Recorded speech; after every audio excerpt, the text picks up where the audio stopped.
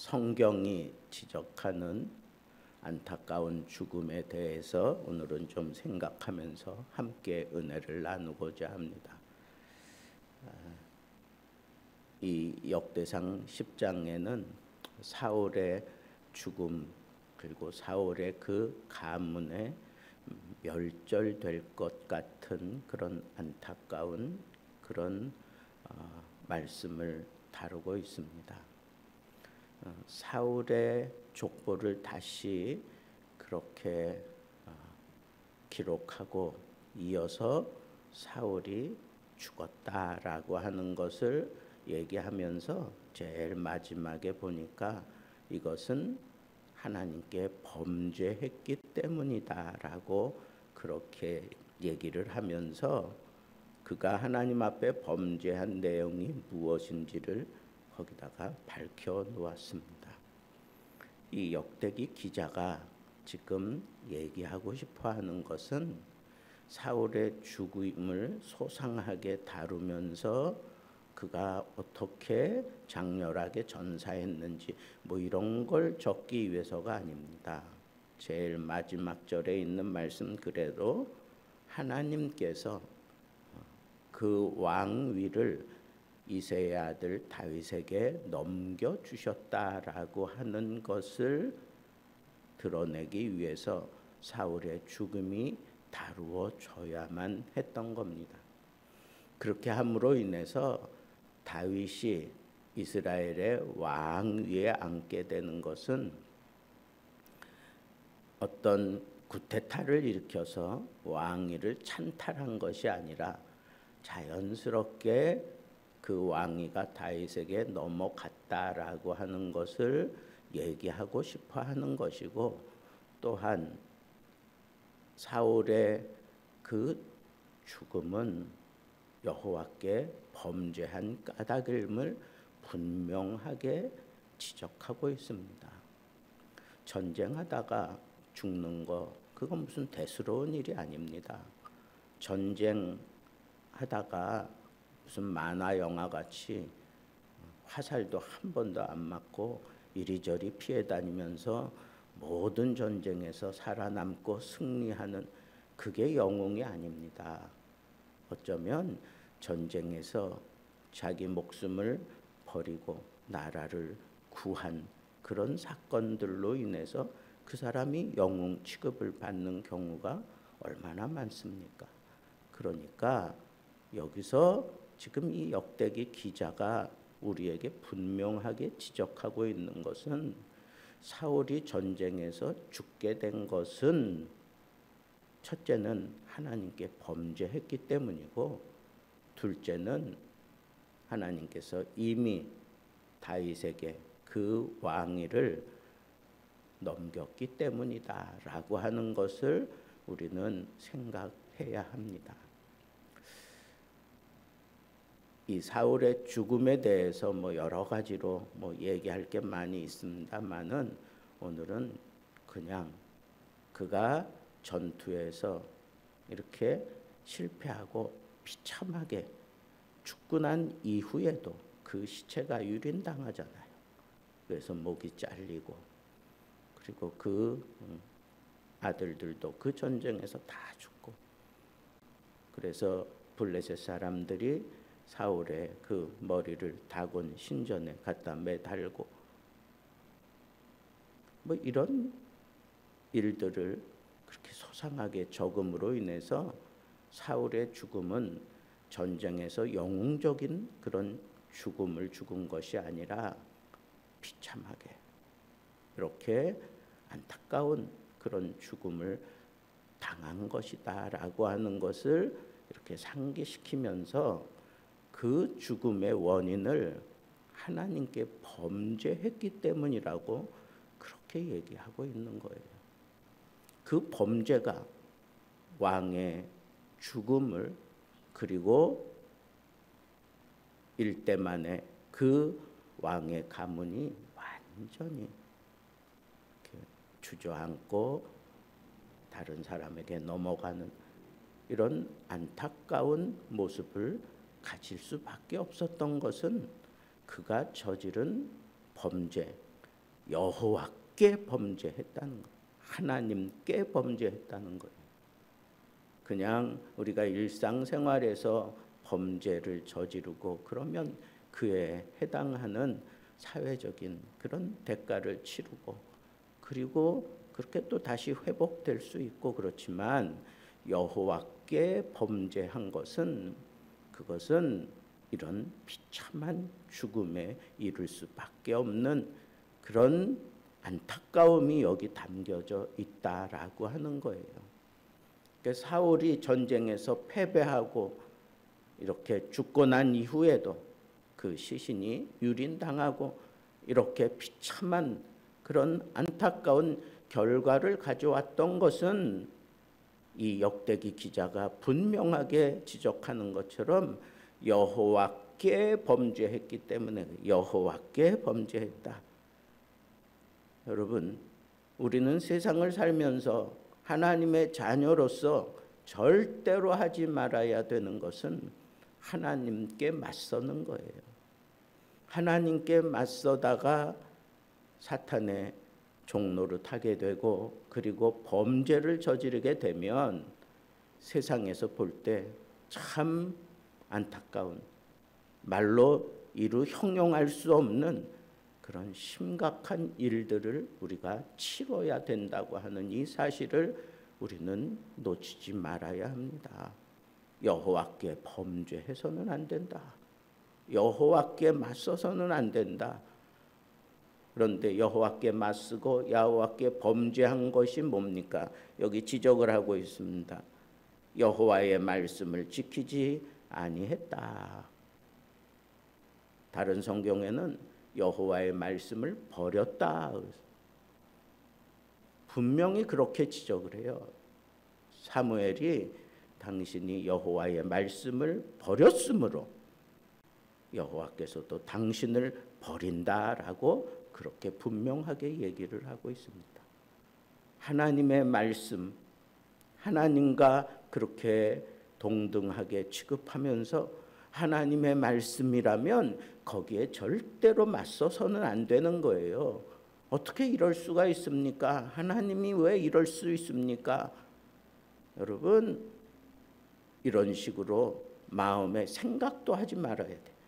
여호와의 말씀은 그냥 무조건 100% 순종하면 그게 다예요. 거기에 뭐 다른 이설이 필요 없고 거기에 내 생각 집어넣을 필요도 없고 그걸 따지려고 들지도 말고 그냥 여호와의 말씀은 내 생명의 근원이다라고 생각하고 죽이 되든 밥이 되든 말씀대로 행해야지라고 그렇게 판단하고 그렇게 믿고 가는 겁니다. 그게 성경은 지혜라고 했어요. 그게 명철이라고 했습니다. 그러니까 여러분, 우리 세상 끝난 그날까지 여호와의 말씀에 무조건 순종하는 그런 자세를 가지고 내 믿음을 쌓아가야 하는 거예요. 어떤 때는 참 이게 답답하고 어떤 때는 이치에 맞는 것 같지 않고 어떤 때는 왜 하나님께서 나를 이렇게 심각한 상황으로 몰고 가시는 건가, 그런 안타까운 모습도 우리 가운데 있을 수 있어요. 하나님의 말씀을 따르려고 하니까 너무 힘들고 어려울 수 있어요. 그래도 따르는 거, 그래도 순종하는 거, 그게 최고의 믿음입니다. 그게 최고의 믿음이고, 아울러 그러지 않을 때에는 내가 바닥에 떨어지게 되고 죽어도 아주 비참한 그런 흔적을 남길 수밖에 없다고 하는 이 사실을 우리는 놓치지 말아야 합니다. 가룟 유다와 베드로 둘 다 잘못을 저지르잖아요.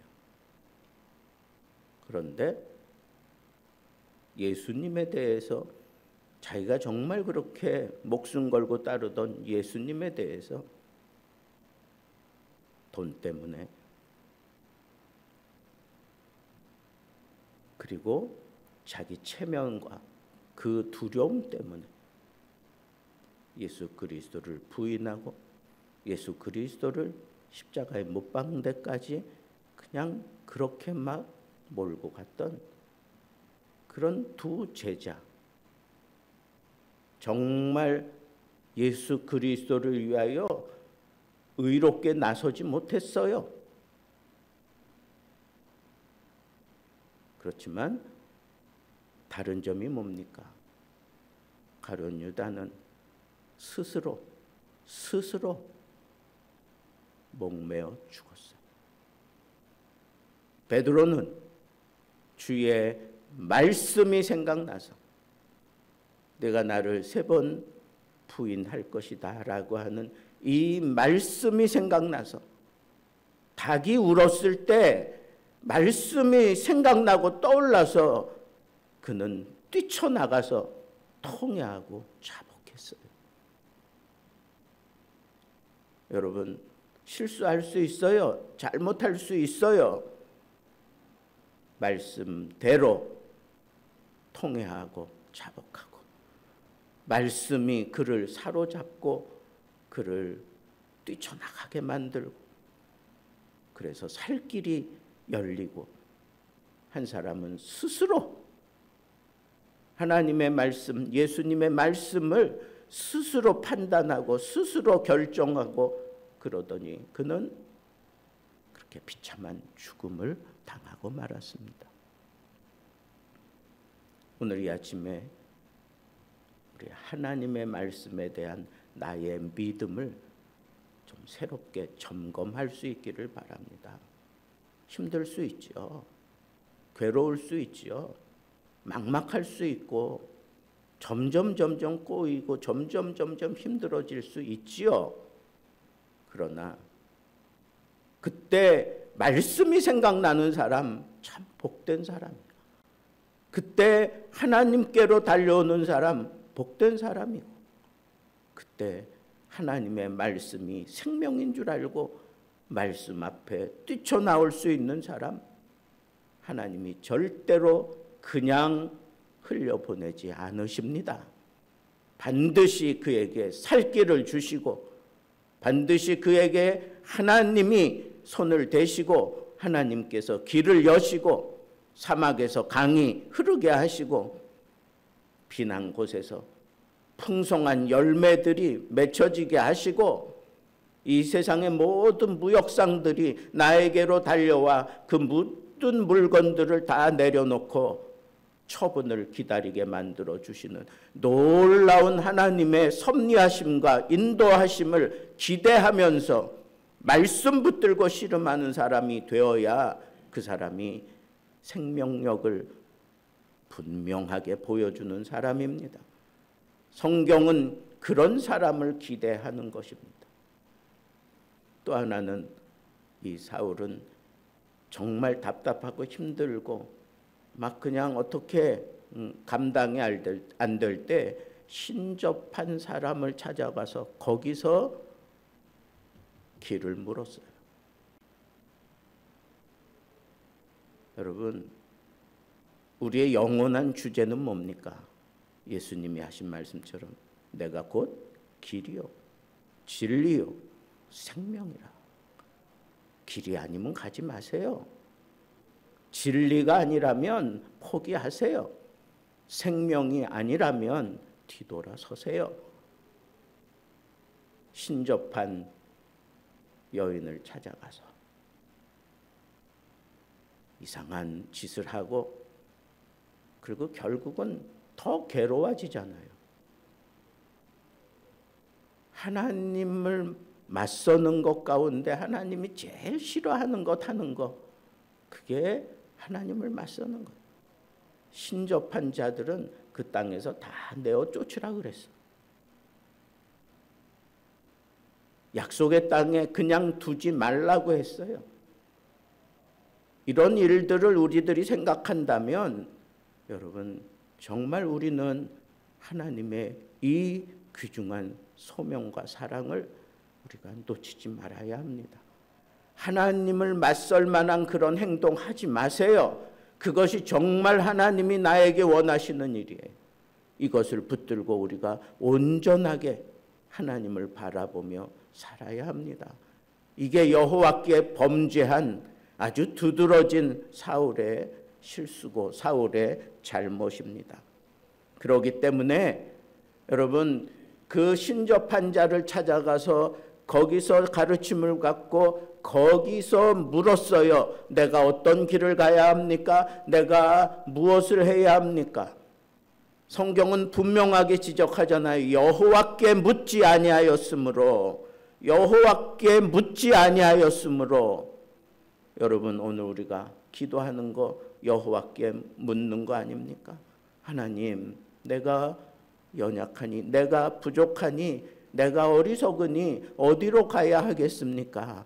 하나님 내 지혜로는 감당할 수 없고 판단할 수가 없으니 내가 어디로 가야 하겠습니까? 여호와께 묻는 기도의 사람들 되세요. 여호와께 믿는 기도의 삶, 그 삶을 살아내면서 하나님이 인정하는 사람, 하나님이 붙들고 하나님이 장수시키는 사람, 하나님이 그의 뜻을 그와 함께하는 사람, 하나님의 마음에 꼭 드는 사람 되어서 정말 사울처럼 이런 비참한 결과가 아니라 하나님의 영광을 드러낼 수 있는 멋진 신앙인들 되기를 우리 주님의 이름으로 축복합니다.